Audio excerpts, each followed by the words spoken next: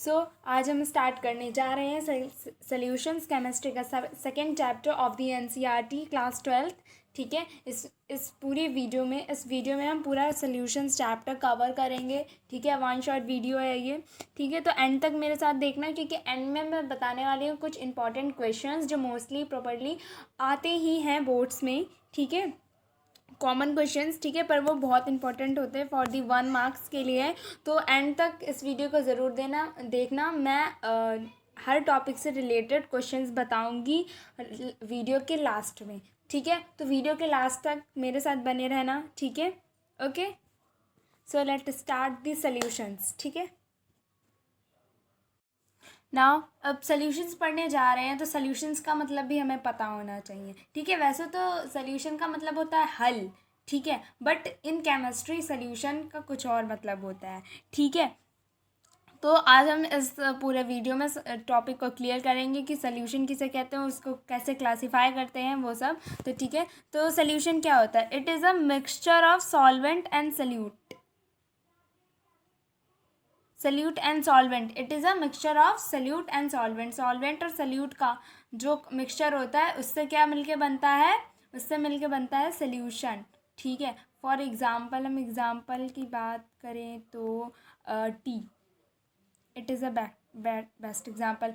या फिर हम बात कर सकते हैं नींबू पानी की, नींबू पानी की। ठीक है, ये सारे जब जैसे जो हमें नींबू पानी बिल्कुल तैयार, उसको हम नींबू डालते हैं, चीनी डालते हैं, नमक डालते हैं, शिकंजी बनाते हैं। उसके बाद जो हमें लास्ट में सबसे मिलता है, छानने के बाद, स्टेन करने के बाद जो हमें चीज़ मिलती है वो क्या रह जाती है? वो क्या होती है? हमारे पास सल्यूशन। ठीक है, इसको अदर वर्ड्स में कैसे कह सकते हैं? Solution is the homogeneous mixture of two or more compounds. ठीक है, तो ये क्या होता है कि solution is a homogeneous mixture of two or more compounds. ठीक है, या फिर ऐसे बोल सकते हैं easy language, mixture of solute and solvent is called solution. ठीक है, ये था हमारा सोल्यूशन। ठीक है, ठीक है, अभी हमने वर्ड पढ़ा कि solution is a homogeneous mixture. Now what is homogeneous? Okay, अब हम ये पढ़ेंगे। ठीक है, कि हमने पढ़ा था कि सोल्यूशन जो है वो क्या होता है? Homogeneous mixture of two or more compounds. ठीक है, now what is homogeneous? Homogeneous क्या होता है कि mixture in which solute and solvent are in same phases. Same phases का मतलब है लिक्विड लिक्विड में होंगे, गैस गैस में होंगे, सॉलिड सॉलिड में होंगे। ठीक है, ठीक है, जो सल्यूट और जो सॉल्वेंट को हम मिला के सोल्यूशन बनाएंगे। ठीक है, जो हमें सोल्यूशन मिलेगा तो वो क्या होगा? सॉलिड अगर गैसेस फॉर्म में है तो ये भी गैसेस फॉर्म में होगा, अगर ये लिक्विड में है तो ये भी लिक्विड में होगा। ठीक है, ये होता है सेम फेज, ये बात होती है सेम फेज की। तो क्या होगा? Mixture in which solute and solvent are in same phase. ठीक है, उसको क्या बोलते हैं हम? Homogeneous solution. ओके, नाउ हमने सॉल्यूशंस पढ़ लिए, होमोजेनियस सॉल्यूशन पढ़ लिया। ठीक है, सॉल्यूशन क्या होता है? Mixture of solute and solvent. ठीक है, now we will discuss about the classification of solution, कि कैसे किया गया है क्लासीफाई, एंड कितने में क्लासीफाई किया गया है। तो ये इसके मेनली 3 टाइप होते हैं। एक जो है जिसमें कंपाउंड्स 2 हों, टू टू मिले हो कंपोनेंट्स, 2 कंपोनेंट से मिलके हमारा जो सोल्यूशन तैयार होगा उसको क्या बोलेंगे? हम बाइनरी सोल्यूशन। ठीक है, ठीक है, और जो 3 कंपोनेंट से मिलके हमारा सोल्यूशन तैयार होगा उसका क्या बोलेंगे? Ternary solution. ओके, और लास्ट में जो 4 कंपोनेंट से मिलके तैयार होगा उसका क्या बोलेंगे? क्वांटनरी सोल्यूशन। ठीक है, अगर 2 कंपाउंड हैं तो बाइनरी। ठीक है, 3 हैं तो टर्नरी, 4 है तो क्वाटनरी। ठीक है, ये था on the basis of compound we can classify solutions. ठीक है, कि कितने कंपाउंड्स हैं तो कौन सा सोल्यूशन होगा। ठीक है, इसी को कहते हैं क्लासीफायर ऑफ सोल्यूशन।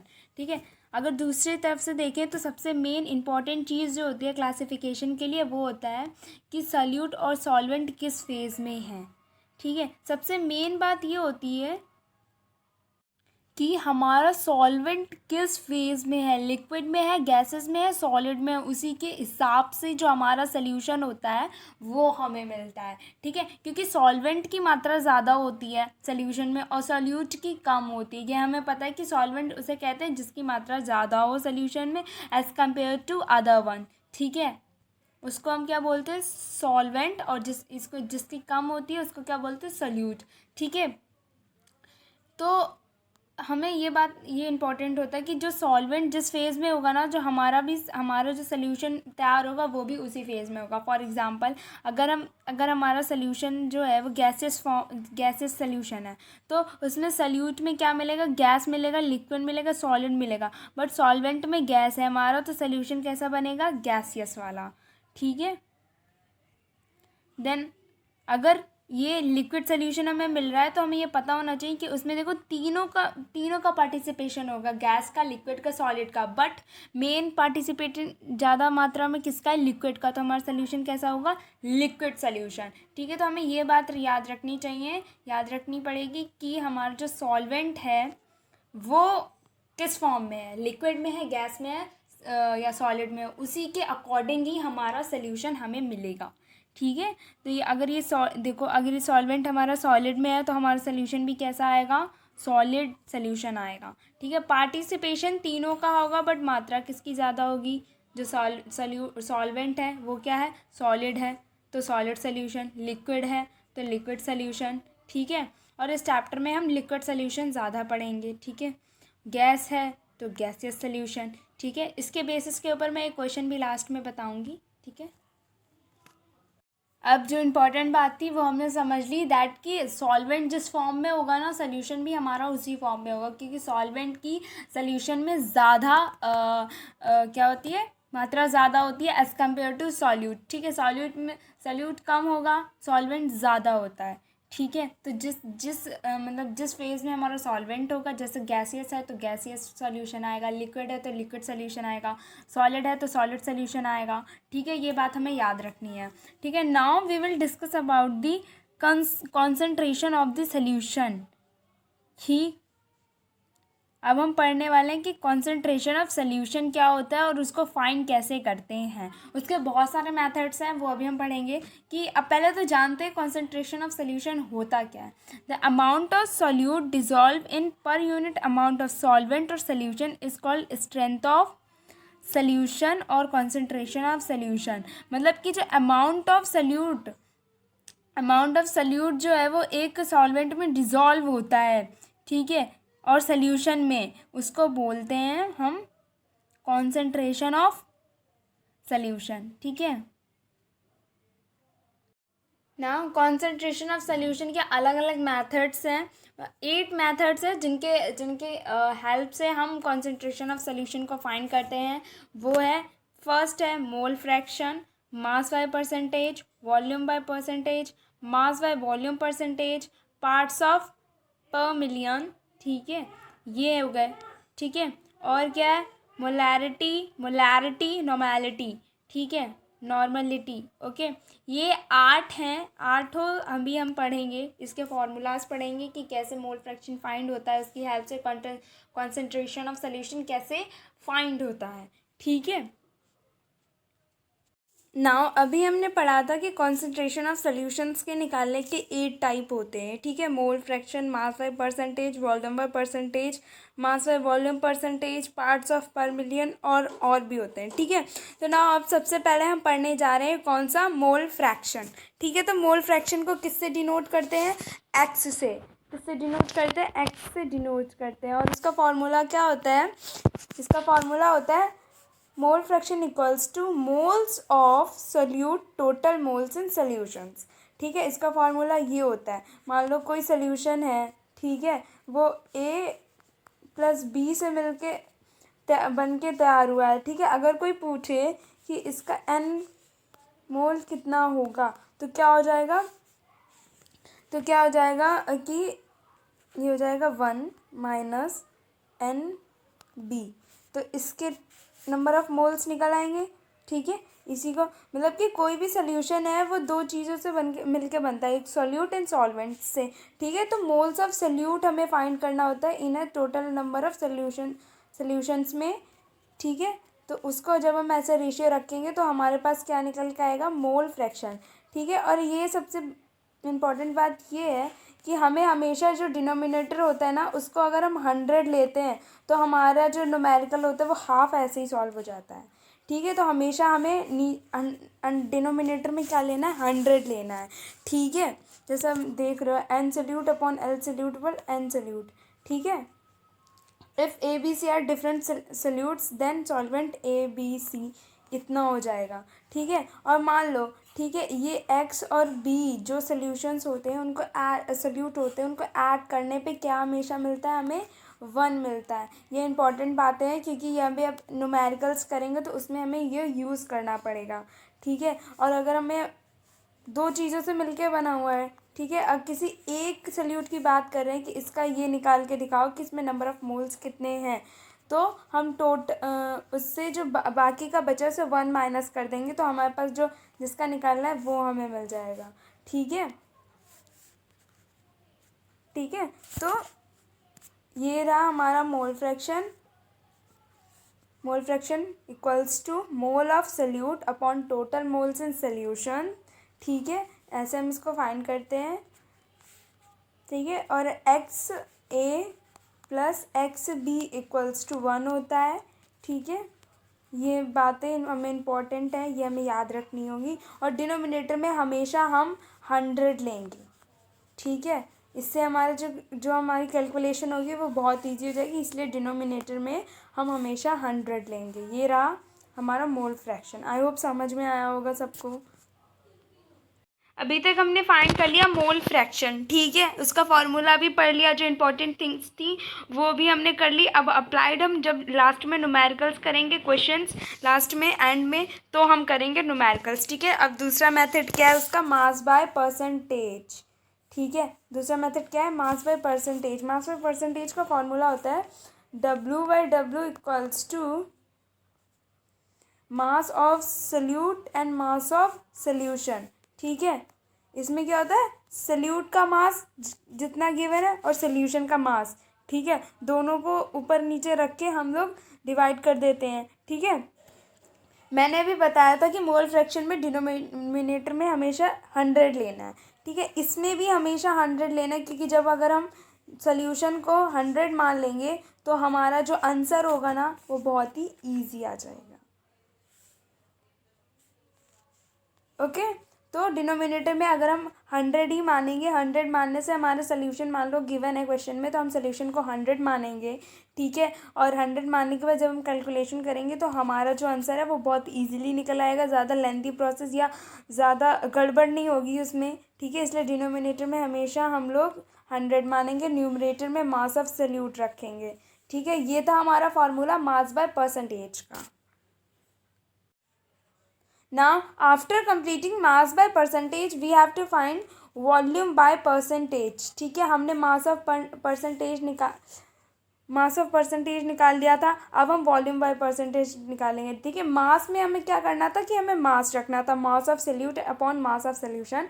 इसमें क्या करना है, हमें वॉल्यूम रखना है क्योंकि नाम से पता चल रहा है वॉल्यूम। ठीक है, तो volume of solute and volume of solution. ठीक है, इसलिए इसको बोलते हैं वॉल्यूम बाय परसेंटेज। हमें वॉल्यूम बाय इसमें भी ये जो है ना हम इसको लेंगे 100 ml।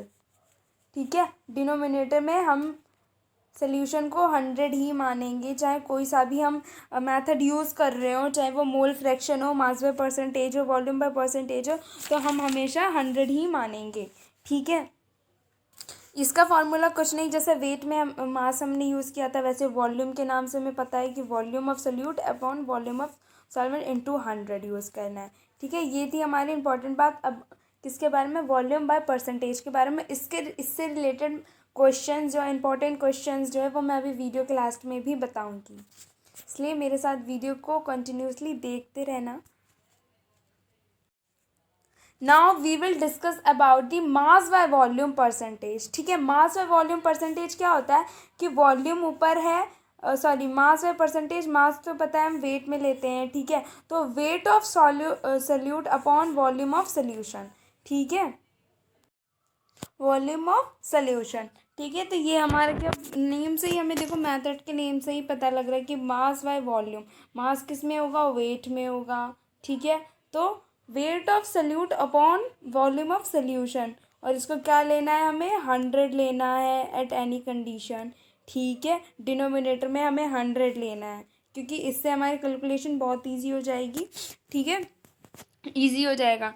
ये हमने मेथड्स पढ़ लिए, क्या कौन कौन से मेथड्स पढ़ लिए, mole fraction, mass by percentage, volume by percentage, mass by volume percentage. Now we will discuss about the next topic that is parts per million, ठीक है। उसमें देखते हैं क्या होता है। आई होप यहाँ तक आपको सभी को समझ आया होगा, क्योंकि इसके फार्मूलाज जो हैं वो बहुत ज़्यादा इंपॉर्टेंट हैं याद करने के लिए। और एक बात और कि ये जो सोल्यूशन में हमें हमेशा 100 लेना है, क्योंकि इससे हमारी जो कैलकुलेशन होगी वो ईजी होगी, ठीक है, ज़्यादा टाइम भी नहीं लगेगा, ठीक है। और बोर्ड्स में हमें हार्ड वर्क के साथ साथ स्मार्ट वर्क भी करना है, ठीक है। इसके बारे में लास्ट में क्वेश्चंस में बताऊंगी किस अकॉर्डिंग इसको सॉल्व करना है, ठीक है। तो मेरे साथ लास्ट तक वीडियो को मेरी देखना, ओके।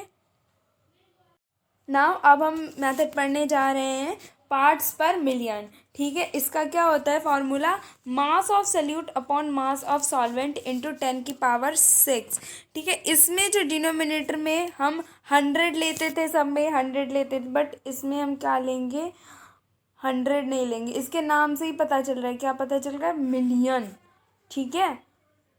तो हम 10 मिलियन लेंगे, इसमें 100 नहीं लेंगे, मिलियन लेंगे, ठीक है। इसमें क्या करना है, मास ऑफ सल्यूट रखना है अपॉन मास ऑफ सॉल्वेंट रखना है, ठीक है। इसके अलावा हम इसमें वेट वो क्या, मास बाय वॉल्यूम परसेंटेज निकाल सकते हैं, ठीक है। इससे मास बाय परसेंटेज निकाल सकते हैं हम, इससे वॉल्यूम बाय परसेंटेज निकाल सकते हैं पार्ट्स पर मिलियन में, ठीक है।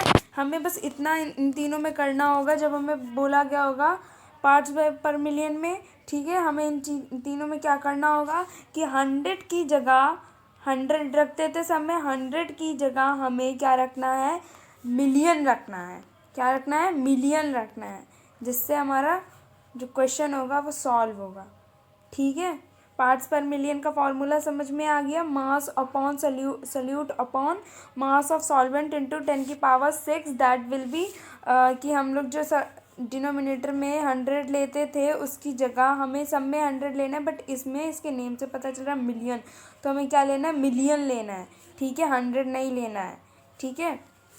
और यहाँ पे 3 टाइप होते हैं इसके अंदर भी, weight, mass by volume percentage, volume by percentage, mass by percentage, ठीक है। उसमें क्या करते हैं, 100 की जगह कुछ नहीं करते, बस 100 की जगह मिलियन रख देते हैं, मिलियन में जितने जीरोस होते हैं वो रख देते हैं, ठीक है। ये था हमारा पार्ट्स पर मिलियन, ठीक है। Now we will discuss about the molality, ठीक है। ये क्या होता है, मोलैलिटी अकेली ऐसी टर्म है जिसमें आपको वेट लेना है डिनोमिनेटर में, बाकी सब में क्या लेना था, हमें वेट नहीं लेना था। 100 जो हमारी जैसे वॉल्यूम में लीटर ले लिया उसमें, बट ये जो टर्म है ना मोलैलिटी, ये अकेली ऐसी टर्म है जिसको हमें मास ऑफ सॉल्यूट में हमें क्या लेना है, वेट लेना है, क्या लेना है, वेट लेना है, ठीक है। और इसकी एसआई यूनिट होती है मोल पर केजी, ठीक है। जब वेट किस में होता है, केजी में होता है, तो इसकी एसआई यूनिट होगी केजी, और ये मोल्स किस में, मोल होगा, ठीक है। डिनोमिनेटर में हमेशा इसके डिनोमिनेटर में 1 एज्यूम करते हैं, जैसे हम 100 करते थे बाकी के डिनोमिनेटर में, जैसे हमने सोल्यूशन वाला पढ़ा था, ठीक है। हमने सोल्यूशन वाला पढ़ा था कि हम उसमें क्या करते थे, कि हम डिनोमिनेटर में 1 की जगह 100 लेते थे। मिलियन में हम लोग क्या करते हैं, पार्ट्स ऑफ मिलियन में मिलियन लेंगे डिनोमिनेटर में, बट मोलैलिटी में हम क्या लेंगे, 1 लेंगे, डिनोमिनेटर में हम 1 लेंगे, ठीक है। डिनोमिनेटर में क्या लेंगे, हम 1 लेंगे, इससे हमारी कैलकुलेशन ईजी हो जाए, इसके लिए है, ठीक है। स्क्रीन पॉज हो गई मेरी, बंद क्यों नहीं हो रही है।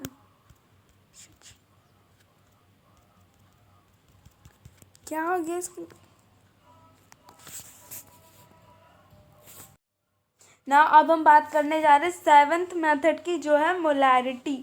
ठीक है, मोलैरिटी के बारे में अभी तक हमने किस किस टॉपिक्स के बारे में पढ़ लिया? मोल फ्रैक्शन के बारे में पढ़ लिया, मास व परसेंटेज के बारे में पढ़ लिया, वॉल्यूम व परसेंटेज के बारे में पढ़ लिया, मास व वॉल्यूम परसेंटेज, उसके बाद पार्ट्स पर मिलियन में पढ़ लिया, मोलैलिटी पढ़ लिया। मोलैलिटी ही एक ऐसी टर्म है, ऐसा ही कॉन्सेप्ट है जिसमें हमें वो डिनोमिनेटर में क्या लेना है? वेट लेना है, और वेट की वैल्यू क्या लेंगे हम? 1, ताकि हमारी कैलकुलेशन जो है वो ईजी हो जाए। जैसे हम बाकियों में सॉल्यूशंस की जगह 100 एज्यूम करते थे, 100 लिखेंगे ताकि हमारी कैलकुलेशन ईजी हो जाए, आंसर सही है। वैसे ही हम इसमें वेट को क्या मानेंगे? 1 kg मानेंगे। ठीक है, नाउ हम इसकी बात करते हैं, मोलैरिटी। तो इसका फॉर्मूला क्या होता है? Moles of solute upon moles volume of solution in litre. ठीक है, इसमें क्या होगा कि मोल होगा of moles of solute upon, नीचे क्या रखेंगे हम?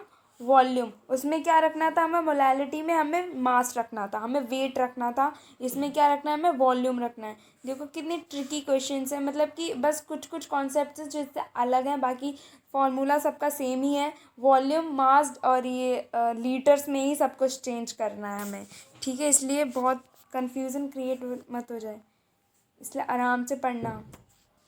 इसमें मोलैरिटी इक्वल्स टू हमने क्या पढ़ा? Moles of solute upon volume of solution in litres. ठीक है, वॉल्यूम हमें किस में दे करनी है? लीटर्स में करनी है। ठीक है, और इसकी ऐसा यूनिट क्या होती है? सॉरी, ऐसा ही कह रही हूँ, यूनिट क्या होती है इसकी मोलैरिटी की? Moles upon litre.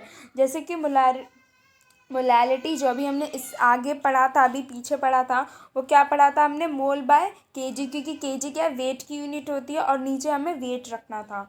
ठीक है, बस इसमें कुछ ही चीज़ें हैं जो डिनोमिनेटर में चेंज करती हैं, बाकी सारी चीज़ें क्या रहती है? सेम रहती हैं। Now we will discuss about the last method of the concentration of the solution, that is normality. ठीक है, इसको कैसे डिनोट करते हैं? एन से डिनोट करते हैं, और इसका फॉर्मूला क्या होता है? Number of equivalents of solute upon volume of solution in 1 litre, sorry in litres. ठीक है, इसका फॉर्मूला क्या होता है? Number of equivalent of solute upon volume of solution. ठीक है, और इसकी यूनिट क्या होती है? Equivalent upon L. ठीक है, अभी इक्विवेलेंट क्या होता है? ठीक है, नॉर्मेलिटी फाइंड करने के लिए हमने कौन सा फार्मूला लिखा था? Number of equivalent of solute upon volume. ठीक है, अभी इक्विवेलेंट कैसे फाइंड करते हैं हम? W wait upon equivalent weight of the solution. ठीक है, ये ठीक है। अब ये जो फैक्टर होता है ना, ये इक्विवेलेंट वेट वाला, उसको कैसे फाइंड करते हैं? उसको क्या कहते हैं? Molar mass upon valency factor, that is denoted by Z.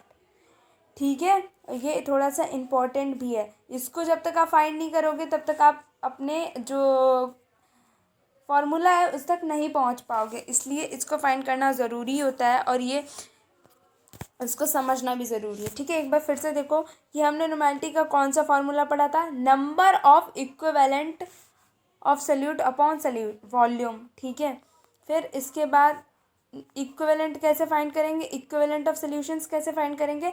Wait upon equivalent of wait.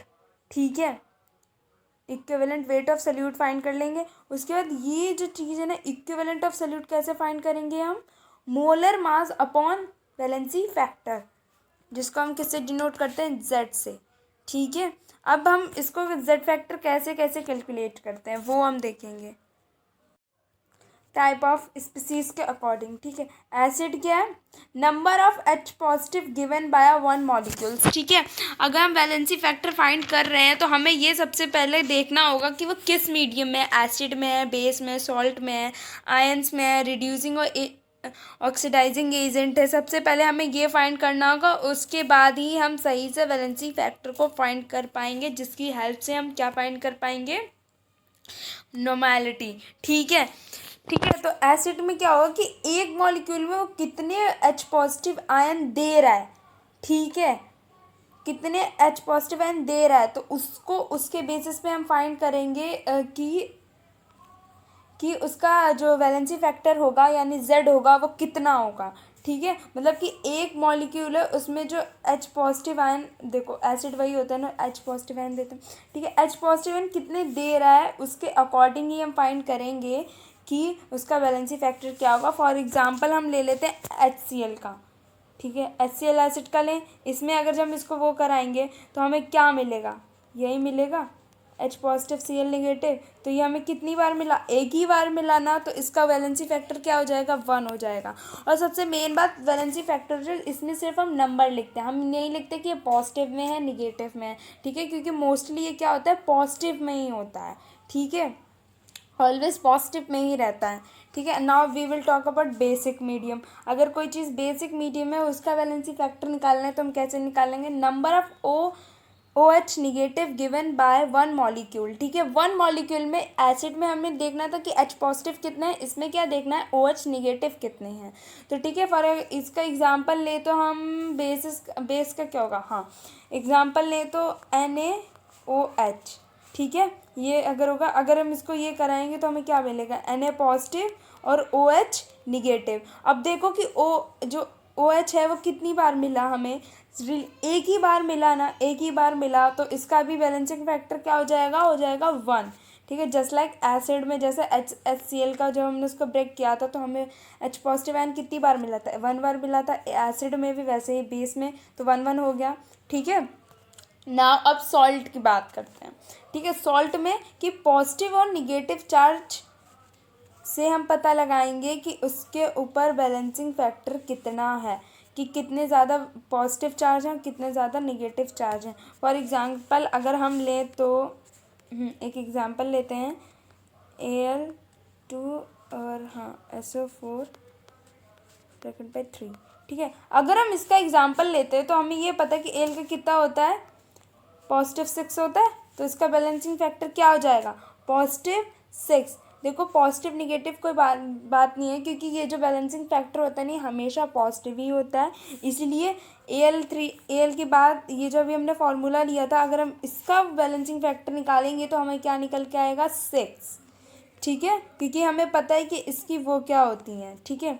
Now we will talk about the ions, ठीक है। तो आयंस की अगर हम बात करें और इसमें पता करना हो कि हमें कितना बैलेंसिंग फैक्टर है, तो हम कैसे फाइंड करेंगे कि उसमें कितना आयन मतलब चार्ज ऑन आयंस कितना है, ठीक है, कितना चार्ज है, ठीक है। फॉर एग्जांपल अगर हम बात करें तो Cl2+2,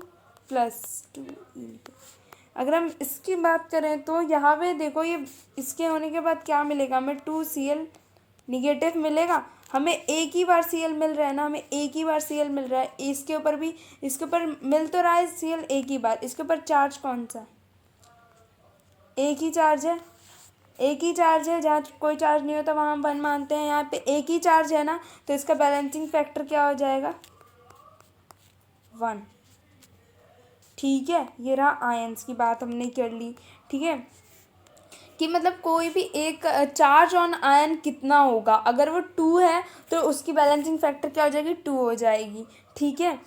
जैसे Na2 पॉजिटिव हो गया तो उसकी बैलेंसिंग फैक्टर को अगर हम देखेंगे कि इसमें बताओ आयंस बैलेंसिंग फैक्टर कितना है, तो हम बता सकते हैं कि इसके ऊपर 2 है, क्योंकि उसकी जो चार्ज है उसके ऊपर कितना आ रहा है 2 आ रहा है, तो उसके ऊपर क्या है 2 है, ठीक है ना। इसकी लास्ट इसमें बात करते हैं रिड्यूसिंग एंड ऑक्सीडाइजिंग एजेंट। तो नंबर ऑफ इलेक्ट्रॉन लॉस्ट और गेन बाय पर मॉलिक्यूल, ठीक है।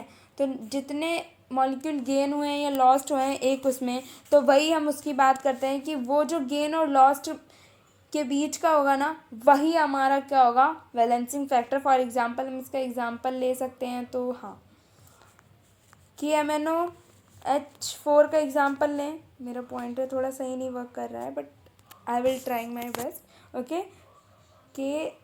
इससे रिलेटेड मैं क्वेश्चन भी बताऊंगी लास्ट में, तो मेरे साथ बिल्कुल बने रहना, क्योंकि अगर आपने बीच में वीडियो स्किप कर दी तो आपको कुछ भी समझ नहीं आएगा कि कैसे क्वेश्चन सॉल्व करना है, ठीक है। तो जब हम इसको वो करते हैं तो हमें पास क्या मिलता है, जब इसको लिक्विड फॉर्म में करते हैं तो हमें पास ये मिलता है, ये जो होता है यहाँ पे इसकी वो क्या होता है, कितने इलेक्ट्रॉन होते हैं 7 इलेक्ट्रॉन होते हैं, ठीक है। जब हम इसको उसमें करते हैं तो हमारे पास कितने रह जाते हैं 2 रह जाते हैं, तो 7 - 2 क्या हो जाएगा 5, तो इसका बैलेंसिंग फैक्टर भी क्या हो जाएगा, इसका बैलेंसिंग फैक्टर भी हो जाएगा 5, ठीक है, कि कितने उसने 5 इलेक्ट्रॉन्स जो हैं वो लूज़ कर दिए, ठीक है, इसीलिए ये क्या हो जाएगा, रिड्यूसिंग एजेंट हो जाएगा क्योंकि उसने लूज़ किया है, ठीक है। Normality equals to molarity into balancing factor, okay, इसको हम ये भी लिख सकते हैं, ओके। ये थे हमारे बैलेंसिंग फैक्टर फाइंड करने के तरीके कि हमें कौन से मीडियम में कैसे पता चलेगा कि इसके बैलेंसिंग फैक्टर कैसे क्या है।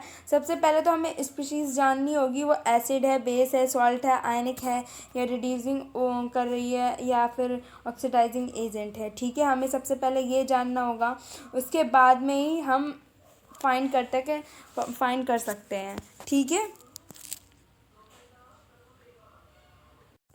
Now we are going to discuss about the dilution law, ठीक है। अभी तक जो भी हमने पढ़ा था वो सब 11th का बेस था।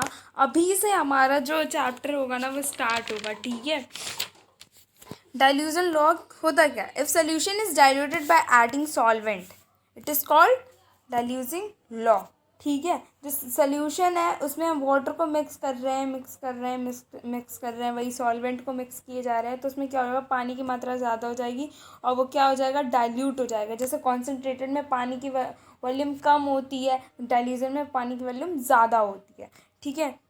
इसमें जैसे कि जैसे हम कोई भी बीकर है, इसको मैं समझाती हूँ, देखो यहाँ ओहो पॉइंटर, बी केयरफुल, देखो यहाँ पे एक बीकर लिया हमने, ठीक है, उसमें मतलब हमने ऐड किए 2 चीज़ें ऐड की, ठीक, ऐड किया, ठीक है। मतलब इसमें पहले से ही चीज़ें हैं, वो क्या है हमारे पास, M1 और V1, ये हमारे पास ऑलरेडी चीज़ें प्रेजेंट हैं इन आ बीकर और इन आ कोई भी यूटेंसिल्स की बात कर लें तो, ठीक है। अब हमने जो ऐड कर रहे हैं इसमें वो क्या होगा, M2 और V2, ठीक है। जो हम इसमें ऐड कर रहे हैं वो हम क्या होगा, M2।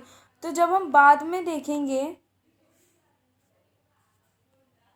Now we are going to discuss about the dilution law, ठीक है। इसमें क्या करते हैं, इसको मतलब क्या होता है वो हम समझते हैं कि if solution is diluted by adding solvent, ठीक है, एक जो सोल्यूशन है उसमें हम सॉल्वेंट को मिक्स कर रहे हैं तो कैसा हो जा रहा है, डाइल्यूटेड हो जा रहा है। डाइल्यूटेड कब होगा कि जब सॉल्वेंट जब हम पानी किसी चीज़ में मिलाएंगे और उसमें पानी की वॉल्यूम ज़्यादा हो जाएगी तो उसको क्या बोलेंगे हम, डाइल्यूटेड। जैसे कॉन्सेंट्रेटेड को हम क्या बोलते हैं, कॉन्सेंट्रेटेड कुछ भी है तो क्या बोलते हैं हम उसका, कॉन्सेंट्रेटेड है तो हमें नाम से पता चल रहा है कि उसमें पानी जो है वो कम होगा, ठीक है,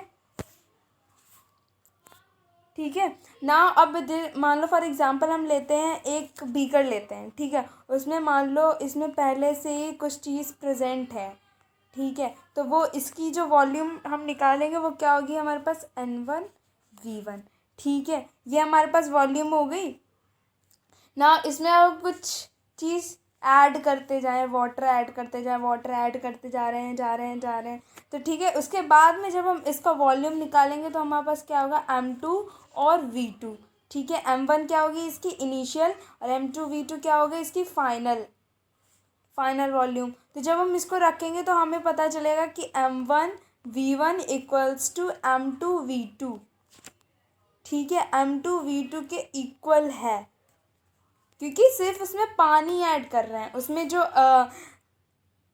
आयंस हैं या कैटायंस हैं उसमें तो वो चीज़ तो इक्वल ही रहेगी ना, सिर्फ पानी ऐड कर रहे हैं हम उसमें, ठीक है। इसीलिए जो क्या होगा, इनिशियल वैल्यू हमेशा फाइनल वैल्यू के इक्वल होगा डाइल्यूशन लॉ में, ठीक है। ये था हमारा कॉन्सेप्ट डाइल्यूटिंग लॉ का, ठीक है। इसमें क्या होता है कि if solution is diluted by adding solvent, ठीक है, the final volume is always equals to the initial, ठीक है। चाहे हम कितना भी इसमें पानी ऐड कर लें, कुछ ऐड कर लें, क्योंकि हम पानी ऐड कर रहे हैं तो उसमें जो बाकी का जो उसमें मिला हुआ है वो चीज़ तो सेम ही रहेगी, सिर्फ पानी ऐड करते जा रहे हैं और कुछ ऐड नहीं कर रहे हैं, ठीक है।